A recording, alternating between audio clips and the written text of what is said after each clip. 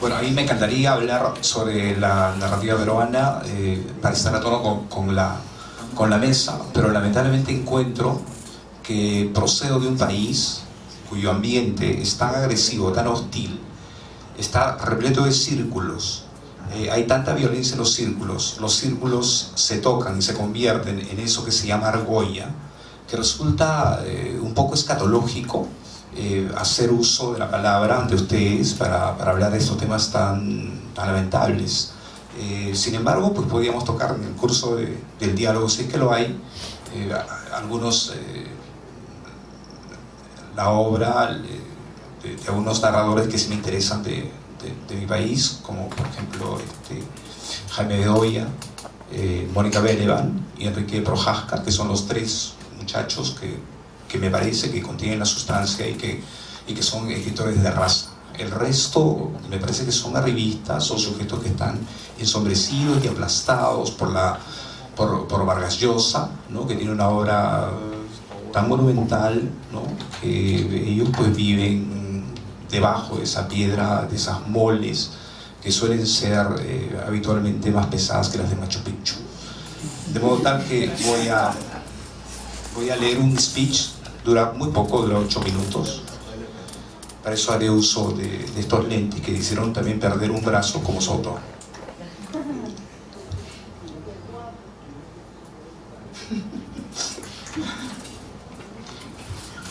Prefiero empezar siendo frontal y con una pregunta. ¿Por qué ese accidente banal que es el lugar de nacimiento se convierte en un valor y de alguna forma en un privilegio? Nacionalismos y patriotismos son ideologías que se reclaman más deudoras de la biología que del pacto social. Así, el individuo soberano cae pulverizado al convertirse en la expresión de un colectivo, porque la pertenencia a ese colectivo es ya un valor supremo. Mi vocación es de un cosmopolita y una apátrida, que siempre detestó el nacionalismo y creyó que si no había forma de disolver las fronteras y sacudirse la etiqueta de la nacionalidad, esta debería ser elegida, no impuesta. Nada más saludable que potenciar la típica expresión cultural de cada pueblo frente a la uniformización multinacional del plástico y hamburguesa, siempre y cuando sea para darle contenidos más altos que el balbuceo folclórico o la justificación del crimen. Solo el que no vale por sí mismo puede creerse que hay mérito en haber nacido en determinado lugar bajo determinada bandera. Detestar las patrias y abominar de las nacionalidades no es rechazar la solidaridad necesaria a todo grupo social, ni mucho menos considerar el encanto estético de las diferencias de costumbres, lenguas, ritos y estilos de vida. Tampoco significa olvidar las tradiciones comunes, aunque sí, desde luego, valorar de manera más escéptica y menos cruenta el esfuerzo de los padres fundadores. Pero no, en nuestros pequeños pueblos, los latinoamericanos, nos vamos disgregando en bandadas semejantes a las de aquellos pájaros descritos por Borges en su libro de los seres imaginarios, esos que vuelan siempre de espaldas porque no les preocupa a dónde van, sino de dónde vienen. Así, el nacionalismo es una plaga que, volando de espaldas al tiempo, ha llenado de sangre la historia. ¿Y qué tiene que ver esta alegoría contra el nacionalismo en un conversatorio titulado Deudas, retos, propuestas, desafíos de la joven narrativa del continente? Tiene que ver porque considero precisamente que las deudas, los retos, las propuestas y los desafíos de la joven narrativa del continente pasan por la eliminación a todo nivel del nacionalismo y sus variantes igualmente perniciosas, el racismo, el sexismo o la religión. 2. Vivimos enfrentados a las pantallas. Delante de una de ellas escribo este texto. Mi chica duerme y yo escribo iluminado por la pantalla del televisor. Vivimos, convivimos entre pantallas de los cajeros automáticos, pantallas de los expendedores de billetes de metro, de los escaparates, de los circuitos cerrados, de los autobuses urbanos, de los bares, de los gimnasios, de las tiendas, de las grandes pantallas de publicidad, de las pequeñas pantallas o displays de nuestros celulares, de nuestros lectores digitales, de nuestros iPods, Blackberries, microondas, lavadoras, videojuegos, DVDs, etc. Es más, Kioto, Nueva York, Buenos Aires, Hong Kong o Londres dan la razón a Ian Chambers cuando describe a la ciudad como una pantalla gigante, apelando a su capacidad audiovisual, polimórfica, polisígnica, repleta de contenidos informativos o publicitarios destinados a los ojos. Somos lo que miramos y miramos pantallas. Esto tiene numerosas consecuencias psicológicas, metafísicas, sociológicas, políticas y artísticas, específicamente sobre nuestra literatura y en nuestro modo de leer. Y es que desde hace mucho tiempo la página del libro se ha convertido en una pantalla.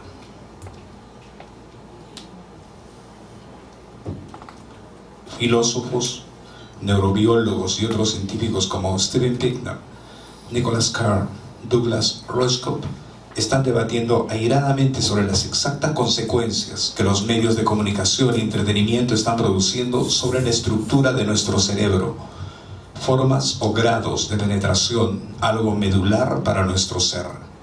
El poder de las pantallas, los efectos de sus ondas en el cerebro, el modo en que el cerebro procesa la información audiovisual y la diferencia entre la forma actual de hacerlo y la de hace 15 años, las formas de atención, el impacto de la fragmentariedad informativa, la capacidad de respuesta de nuestro lenguaje. La página literaria es ahora una pantalla y lo es en al menos dos sentidos. Uno, ya no leemos como San Ambrosio, leemos la página como si fuera una pantalla. Nuestro cerebro, antes de comenzar a leer la primera línea, procesa brevísimamente la página entera, por si de la información visual completa pudiera desprenderse algún tipo de mensaje o código ideográfico. 2. Se escriben páginas teniendo clara su condición de imagen. Desde Stern o desde Siemens, en los golpes de dados mallarmianos o en los caligramas de Apollinaire o en los constructos visuales de Huidobro. Parece ser entonces que desde siempre el futuro de la literatura no solo pasa por las pantallas de los ebooks, pantalla como soporte, sino que también pasa por la pantalla, entendida a su vez de dos formas, como destino y como marco. La pantalla como destino ya sabemos lo que es. Escribir narrativa para cine. ¿Puedes subir el volumen, por favor? La pantalla como destino es a lo que es escribir narrativa para cine, para televisión o para videojuegos. La pantalla como marco es la página total. Marco recipiente, un odre, en el que el narrador o poeta actual puede introducir no solo todo lo que quiera, sino todo lo que hay. La página como lugar metafísico donde comienza el retrato total de nuestro mundo. La pregunta es, ¿los jóvenes escritores caribeños, centro y sudamericanos, están preparados para enfrentarse a una tecnología que permitirá en breve que los libros electrónicos contengan palabras, imagen estática, imagen en movimiento, sonido y enlaces hipertextuales vía internet, todo junto o por separado?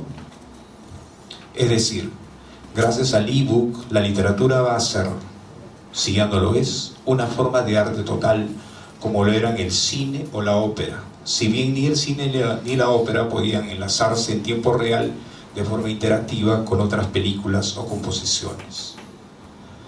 Cito a Vicente Luis Mora, joven escritor, poeta español, autor de numerosos libros y ensayos sobre este asunto. Abre comillas. La conclusión es todo un cosmos de formas novedosas de literatura compuestas de páginas. Novelas como Only Revolutions, de Mark Danielewski, que ya no se leen, sino que se navegan. Libros configurados como base de datos, por ejemplo, la de Lev Mariovich. Libros en los que la imagen es tan o más significativa que las palabras empleadas. Los libros, por ejemplo, de Salvador Plasencia, Carlos Lavé, Javier Fernández, Jonathan Safran Foer. Libros construidos, Bombardero. Proyectos literarios con video real, la trilogía Nocilla de Fernández Mayo, o reproduciendo videos falsos de YouTube. Crónica de viaje, de Jorge Carrión. Novelas con doble versión digital y en libro. Por ejemplo, Gamer Theory, de Mackenzie Work, o el libro flotante de Kite and Dolphin, cuyo autor es Leonardo Valencia. Novelas gráficas y blogonovelas, las de, por ejemplo, Claudia Afablaza, Cristina Rivera Garza, Hernán Casiari o Claudio Ulloa. Novelas organizadas como una revista que requieren de internet para ser entendidas por completo, como esa novela que apareció el año pasado por Seix Barral, Fin de la cita.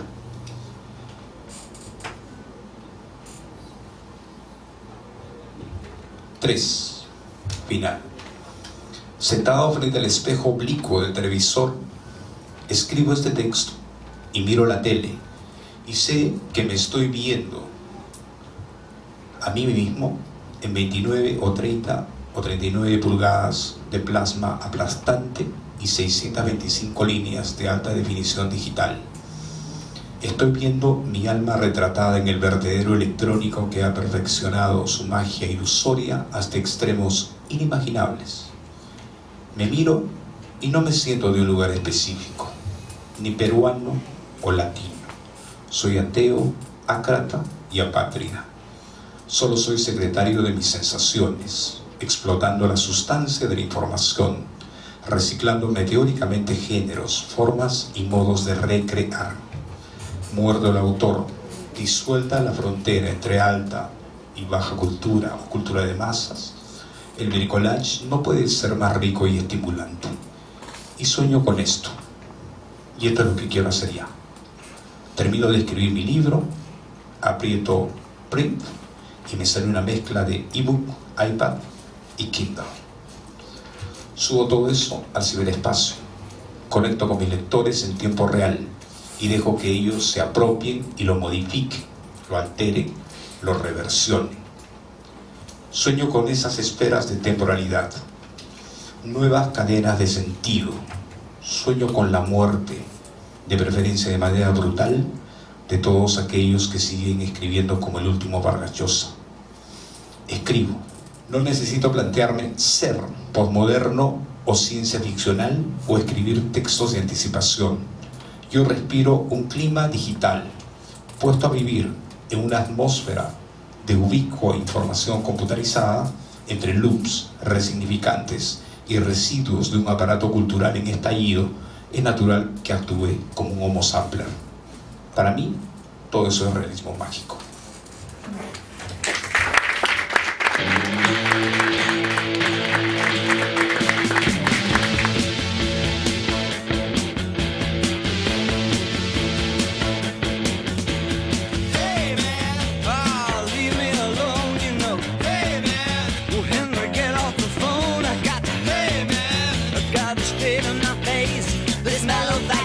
Just put my spine out of place. Hey man, my school is insane.